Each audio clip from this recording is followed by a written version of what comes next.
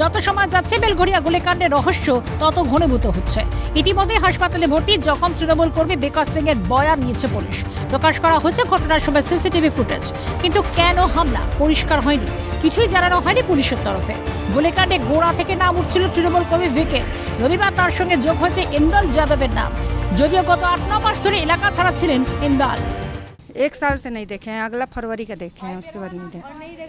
नहीं नहीं कहाँ रहता है मालूम है? नहीं, कुछ भी हम लोग को कल आया पता था? नहीं। कॉल किया, हम लोग बोलिए रहे कि हम अगला फरवरी का देखें, उसके बाद देखबे नहीं किया। नहीं। ভিকির জন্মদিন উপলক্ষে শনিবার এলাকায় গিয়েছিলেন ইন্দাল। পুলিশ মনে করছে বিকাশকে প্রথমে গুলি করা হয়, পালাতে গেলে ইন্দাল ও তার দলবল বিকাশের গলা পা দিয়ে চেপে ধরা হয়। স্থানীয় মানুষজন চিৎকার জুড়ে বিকাশকে ছেড়ে দেয়। বিকাশ ফের পালাতে গিয়ে পা হড়কে পড়ে যায়, সেই সময় ফের গুলি করা হয়। এই অবস্থায় এলাকার মানুষের একাংশ হামলার নেপথ্যে মহিলা সংক্রান্ত বিবাদ থাকতে পারে বলেও দাবি করছেন। অপর অংশের দাবি, একসময় কাউন্সিলর নির্মলা রায়ের ঘনিষ্ঠ ছিলেন বিকাশ, কিন্তু পরবর্তী সময় দুজনের মধ্যে দূরত্ব তৈরি হয়। ওই একটা মেয়ে সংক্রান্ত একটা কোনো মেয়েকে নিয়ে ও পালিয়ে গেছিলো, ওই কী নাম বলে ইন্দাল, মেয়েকে নিয়ে কোথায় পালিয়ে গেছিলো, নাবালিক মেয়ে ছিল।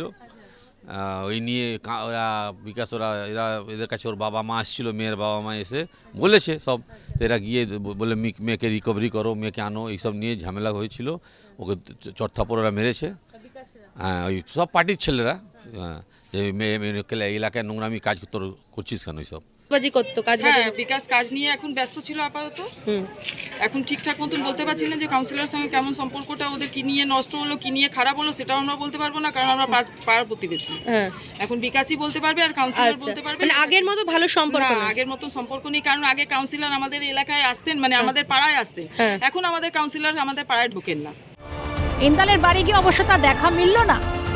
বাইরে জুতো রাখা রয়েছে, বোঝাই যাচ্ছে ভিতর থেকে বন্ধ বাড়ির দরজা। বারে বারে টোকা দেওয়া হলো, কেউ খুলল না। ইন্দাল আছে বাড়িতে?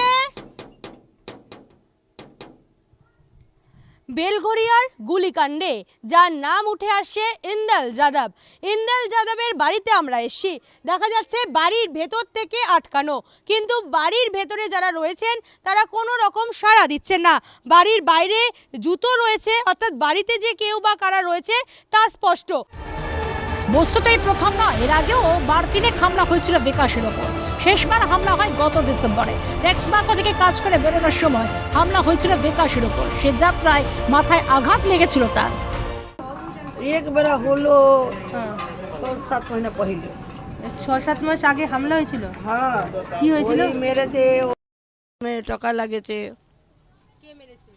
अब কি মারেছে লোক তো রাত্রি বেলা, ও ডিউটি से কালে 11টার সময়। কোথায় মেরেছিল? ওই গেট বয়লার গেটে যা কাজ করে। তারপরেও পুলিশে অভিযোগ দায়ের হয়েছিল, কিন্তু পুলিশ উপযুক্ত ব্যবস্থা নেয়নি।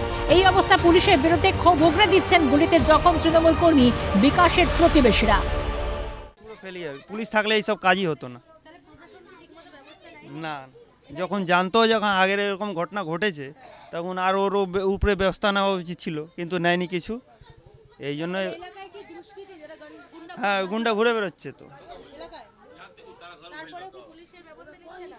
পুলিশ সব তো এখানে সব ওই আছে, আপনিও জানেন আমিও জানি কি কি আছে, আপনিও জানেন ভালো করে, আমিও জানি। ক্যামেরায় গোপাল তপাদারের সঙ্গে রেশমি দাসের রিপোর্ট, ক্যালকাটা নিউজ।